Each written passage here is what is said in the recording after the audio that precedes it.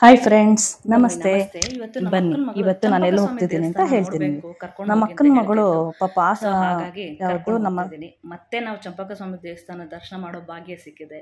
ಬನ್ನಿ, ನಾವಿಷ್ಟೇ ಜನ ಆಗಿದ್ದರಿಂದ ನಾವೆಲ್ಲರೂ ನಮ್ಮ ಅಕ್ಕನ ಕಾರಲ್ಲೇ ಹೊರಟ್ವಿ. ನಮ್ಮ ಅಕ್ಕನ ಮಗಳು ಫಸ್ಟ್ ಟೈಮ್ ಆ ದೇವಸ್ಥಾನನ ನೋಡ್ತಾ ಇರೋದು.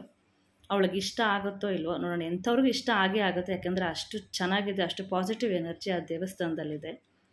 ಸೊ ನಾವೆಲ್ಲರೂ ನಮ್ಮ ಅಕ್ಕನ ಕಾರಲ್ಲೇ ಹೊರಟ್ವಿ. ನನ್ನ ಮಗನಿಗಂತೂ ತುಂಬ ಖುಷಿ ಹೊರಗಡೆ ಓಡಾಡೋದು ಅಂದರೆ. ನೋಡಿ, ದೇವಸ್ಥಾನ ಎಂಟ್ರಿ ಕೊಟ್ವಿ. ಕೆಳಗಡೆನೇ ಅಲ್ಲಿ ಕರ್ಪೂರ ಹಚ್ಚಿ ನಮ್ಮ ಬೇಡಿಕೆನ ಅಲ್ಲೇ ಬೇಡಿಕೊಂಡು ಅಲ್ಲಿಂದ ಹೊರಟ್ವಿ. ತುಂಬ ಜನ ಇದ್ದರು, ಆದರೂ ಚೆನ್ನಾಗಿರುತ್ತಲ್ವ ಜನ ಇದ್ದಷ್ಟು. ಬಿಸಿಲು ಕೂಡ ಹಾಗೇ ಇತ್ತು. ಅಲ್ಲಿ ಮೇಲೆ ಹೋಗೋದಕ್ಕಿಂತ ಮುಂಚೆ ಕೆಳಗಡೆ ಕರ್ಪೂರ ಹಚ್ಚಿ ಹೋಗೋದು ಪದ್ಧತಿ. ಯಾಕೆಂದರೆ ಸೇಮ್ ನಾವು ತಿರುಪತಿಲಿ ಹೇಗೆ ಮಾಡ್ತೀವಿ ಅದೇ ರೀತಿ ಇಲ್ಲೂ ಮಾಡ್ತೀವಿ. ಯಾಕೆಂದರೆ ಇದು ಕೂಡ ಚಂಪಕಸ್ವಾಮಿ ಅಂದರೆ ಇದು ವೆಂಕಟರಮಣ ಸ್ವಾಮಿಯ ಮತ್ತೊಂದು ಸ್ವರೂಪ. ಇಲ್ಲಿ ತುಂಬ ಕೋತಿಗಳ ಕಾಟ ಜಾಸ್ತಿ. ಹೆಂಗಸರು ಮಕ್ಕಳು ಸ್ವಲ್ಪ ಹುಷಾರಾಗಿರಬೇಕು. ಲಾಸ್ಟು ನಾನು ಇದೇ ದೇವಸ್ಥಾನದ ವಿಡಿಯೋ ಹಾಕಿದ್ದೆ, ನೋಡಿರ್ತೀರ ಅಂತ ಅಂದ್ಕೊಳ್ತೀನಿ. ಸೇಮ್ ಮತ್ತೆ ಅದೇ ದೇವಸ್ಥಾನ ಹಾಕ್ತಾಯಿದ್ದೀನಿ ನೋಡಿ. ಇಲ್ಲಿಗೆ ಬಂದರೆ ಒಂಥರ ಖುಷಿ ಆಗುತ್ತೆ. ನಮ್ಮ ಪಾಂಡವರು ಕಟ್ಟಿರೋ ಅಂಥ ದೇವಸ್ಥಾನ ಇದು. ಇಲ್ಲಿ ಮೇಲಗಡೆನೂ ಒಂದು ಲಕ್ಷ್ಮೀ ನರಸಿಂಹಸ್ವಾಮಿ ದೇವಸ್ಥಾನ ಇದೆ. ಸುವರ್ಣಮುಖಿ ಬೆಟ್ಟ ಅಂತ ಕರೀತಾರೆ ಅದನ್ನು. ಮತ್ತೊಂದು ಸಲ ನಾನು ಅಲ್ಲಿಗೆ ಹೋದಾಗ ನಿಮ್ಗೆ ಅದರದ್ದು ವಿಡಿಯೋ ಮಾಡಿ ಹಾಕ್ತೀನಿ. ಬಟ್ ಇಲ್ಲಿ ಆ ಪಾಂಡವರು ಕಟ್ಟಿರೋದನ್ನು ಹಾಗೆ ಮೇಂಟೈನ್ ಮಾಡಿದಾರಲ್ಲ, ಅದು ನನಗೆ ತುಂಬ ಸಂತೋಷ ಆಗುತ್ತೆ. ಬರೀ ಕಲ್ಲಲ್ಲೇ ಕಟ್ಟಿರೋ ಅಂಥ ದೇವಸ್ಥಾನ. ಮೇಲೆ ಹೇಗಿದೆಯೋ ನನಗೆ ಗೊತ್ತಿಲ್ಲ, ನಾನು ಇನ್ನೂ ಸುವರ್ಣಮುಖಿಗೆ ಹೋಗಿಲ್ಲ. ಬಟ್ ಹೋಗಿ ಬಂದವರೆಲ್ಲ ಹೇಳ್ತಾರೆ ತುಂಬ ಚೆನ್ನಾಗಿದೆ, ಒಳ್ಳೆಯದು, ಹೋಗಿ ಬಂದರೆ ಅಂತ. ಒಂದು ಸಲ ನೋಡೋಣ, ಅಲ್ಲಿಗೂ ಹೋಗಿ ಬರೋಣ. ಬಿಸಿಲಲ್ಲಿ ಬೆಟ್ಟ ಹತ್ತೋದು ಕಷ್ಟ ಆಗುತ್ತೆ, ಹಾಗಾಗಿ ಸ್ವಲ್ಪ ಬಿಸಿಲು ಕಮ್ಮಿ ಆದಾಗ ಹೋಗೋಣ ಅಂತ ನನ್ನ ಪ್ಲ್ಯಾನು. ಅಲ್ಲಿ ಹೋದಾಗ ಅಲ್ಲಿ ಒಂದು ವಿಡಿಯೋ ಮಾಡಿ ಹಾಕ್ತೀನಿ. ಇದು ದೇವರ ಹಿಂಭಾಗದಲ್ಲಿ ನೋಡಿ, ಇದು ಗರ್ಭಗುಡಿಗೆ ಎಂಟ್ರಿ ಕೊಡೋ ಜಾಗ. ಬಟ್ ದೇವರನ್ನು ವಿಡಿಯೋ ಮಾಡೋದಕ್ಕೆ ಇಲ್ಲಿ ಅವಕಾಶ ಇರಲಿಲ್ಲ, ಹಾಗಾಗಿ ಜಸ್ಟ್ ಇಷ್ಟು ಮಾತ್ರ ವಿಡಿಯೋ ಮಾಡೋಕ್ಕಾಯಿತು. ಅಲ್ಲಿಂದ ಬಂದು ಹಾಗೆ ಅಲ್ಲಿ ಪ್ರಸಾದ ಪ್ರತಿದಿನ ಕೊಡ್ತಿರ್ತಾರೆ. ನಾವು ಆಲ್ರೆಡಿ ಮನೇಲಿ ಟಿಫನ್ ಮಾಡಿದ್ರಿಂದ ನಾವೆಲ್ಲರೂ ಒಂದೇ ತಟ್ಟೆಯಲ್ಲಿ ಬರೀ ಸ್ವಲ್ಪ ಹಾಕ್ಕೊಂಡು ತಿನ್ನೋಣ ಅಂತ ಅನ್ನ ಸಾಂಬಾರು ತೊಗೊಂಡು ಎಲ್ಲರೂ ಒಂದೊಂದು ತುತ್ತು ತಿಂದ್ವಿ. ಪ್ರತಿದಿನವೂ ಇಲ್ಲಿ ಪ್ರಸಾದ ಕೊಡ್ತಾರೆ. ತುಂಬ ಜನ ಬರ್ತಾರಲ್ಲ, ಎಲ್ಲರಿಗೂ ಪ್ರಸಾದ ಸಿಕ್ಕೇ ಸಿಗುತ್ತೆ. ನೋಡಿ ಎಷ್ಟು ಜನ ಬಂದಿದ್ದಾರೆ ಅಂತ. ತುಂಬ ಖುಷಿಯಾಯಿತು. ಎಷ್ಟೇ ತಿಂದ್ರೂ ಪ್ರಸಾದ ಒಂದು ತುತ್ತು ತಿಂದ್ರೇ ಸಮಾಧಾನ ಅಲ್ವಾ. ಸರಿ, ದೇವಸ್ಥಾನದಿಂದ ಹೊರಟ್ವಿ. ತುಂಬ ಕೋತಿಗಳ ಕಾಟ ಇರೋದ್ರಿಂದ ಹಣ್ಣು ಕಾಯಿ ಪ್ರಸಾದ ತರೋರು ಸ್ವಲ್ಪ ಹುಷಾರಾಗಿ ಬರೋದು ಒಳ್ಳೆಯದು. ಇಲ್ಲಿ ಹೆಂಗಸರು ಮುಟ್ಕೊಂಡಿರೋ ಹೂವುಗಳನ್ನು ಕೂಡ ಇವು ಬಿಡೋದಿಲ್ಲ. ನಾವು ಇಳಿತಿದ್ದಾಗೆ ನಮ್ಮ ಅದೃಷ್ಟಕ್ಕೆ ನಮ್ಮ ದೇವರ ಉತ್ಸವ ಮೂರ್ತಿ ಬಂತು ನಮ್ಮ ಮುಂದೆ. ತುಂಬ ಖುಷಿಯಾಯಿತು. ಅಲ್ಲೂ ಆ ದೇವರ ದರ್ಶನವೂ ಮಾಡಿದ್ವಿ. ಉತ್ಸವ ಮೂರ್ತಿ ಎಲ್ಲರಿಗೂ ನೋಡೋದಕ್ಕೆ ಸಿಗೋದಿಲ್ಲ, ನಮ್ಮ ಪುಣ್ಯ ನಮಗೆ ಸಿಕ್ತು. ಅಲ್ಲಿಂದ ನಾವು ಹೊರಟಿದ್ದೆ ಆಶಾಪುರ ಭಂಡಾರ ಮಾತಾ ದೇವಿಗೆ. ಈ ದೇವಸ್ಥಾನ ಇಡೀ ಕರ್ನಾಟಕದಲ್ಲಿ ಇರೋದು ಒಂದೇ. ಇಡೀ ಇಂಡಿಯಾದಲ್ಲಿ ಮೂರೇ ದೇವಸ್ಥಾನ ಇರೋದು, ಅದರಲ್ಲೂ ನಮ್ಮ ಕರ್ನಾಟಕದಲ್ಲಿ ಇರೋದು ಇದು ಒಂದೇ, ಬನ್ನರ್ಘಟ್ಟ ರಸ್ತೆಯಲ್ಲಿ. ತುಂಬ ವಿಶಾಲವಾಗಿದೆ ನೋಡಿ. ಪಾರಿವಾಳಗಳಂತೂ ಎಷ್ಟಿದೆ ಅಂದರೆ ನೋಡೋದಕ್ಕೆ ಚೆಂದ, ಅಷ್ಟು ಚೆನ್ನಾಗಿರುತ್ತೆ. ತುಂಬ ವಿಶಾಲವಾಗಿದೆ. ದೇವರು ಅಷ್ಟೇ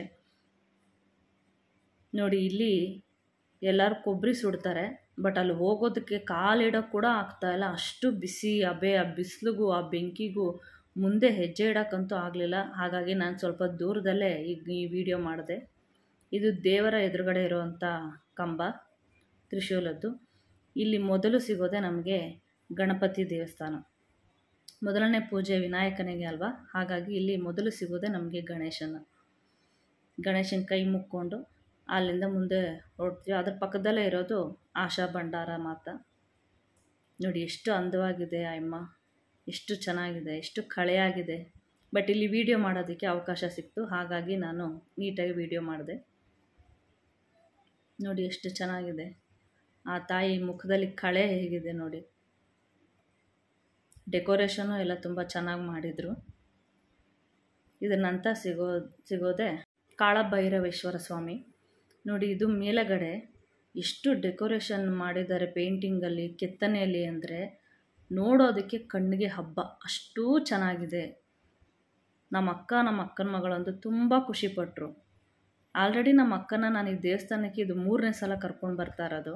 ನಮ್ಮ ಅಕ್ಕನ ಮಗಳನ್ನೂ ಅಷ್ಟೇ, ಇದು 2ನೇ ಸಲ. ಬಟ್ ಚಂಪಕ ಸ್ವಾಮಿ ದೇವಸ್ಥಾನಕ್ಕೆ ಅವಳು ಫಸ್ಟ್ ಟೈಮ್ ಬಂದಿದ್ದು. ನೋಡಿ ಎಷ್ಟು ಚೆನ್ನಾಗಿದೆ,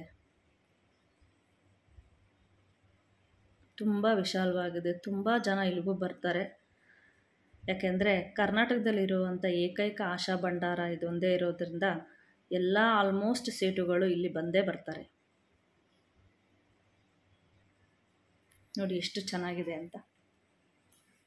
ಇದ್ರ ನಂತರನೇ ಇಲ್ಲೂ ಪ್ರಸಾದ ಕೊಡ್ತಾರೆ. ಪ್ರತಿದಿನ ಇಲ್ಲಿ ಪ್ರಸಾದ ಇರುತ್ತೆ ಮಧ್ಯಾಹ್ನ 4 ಗಂಟೆವರೆಗೂ. 4 ಗಂಟೆ ನಂತರ ಸ್ನ್ಯಾಕ್ಸ್ ಕೊಡ್ತಾರೆ, ಮತ್ತು 5 ಗಂಟೆಗೆ ಊಟ ಪ್ರಸಾದ ಕೊಡ್ತಾರೆ. ನೋಡಿ ಎಷ್ಟೇ ಜನ ಹೋದರೂ ಇಲ್ಲಿ ಪ್ರಸಾದ ಇದ್ದೇ ಇರುತ್ತೆ. ಆದರೆ ಒಂದು ಕಂಡೀಷನ್ ಏನಂದರೆ, ಒಂದೇ ಒಂದು ತುತ್ತು ಊಟನೂ ಇಲ್ಲಿ ಬಿಸಾಕೋ ಹಾಗಿಲ್ಲ. ನಾವು ಒಂದು ತರಕಾರಿ ಸಹ ನಾವಿಲ್ಲಿ ಬಿಸಾಕೋ ಹಾಗಿಲ್ಲ. ಪ್ರತಿಯೊಂದೂ ತಿನ್ನಬೇಕು, ಊಟ ವೇಸ್ಟ್ ಮಾಡಬಾರ್ದು. ಎಷ್ಟು ಬೇಕೋ ಅಷ್ಟೇ ಬಡಿಸ್ಕೋಬೇಕು, ಅಷ್ಟನ್ನು ತಿನ್ನಬೇಕು. ಇಲ್ಲಿ ನಾವಿಷ್ಟು ಜನ ಕೂತ್ಕೊಂಡು ನೀಟಾಗಿ ಪ್ರಸಾದ ತಿಂದ್ವಿ.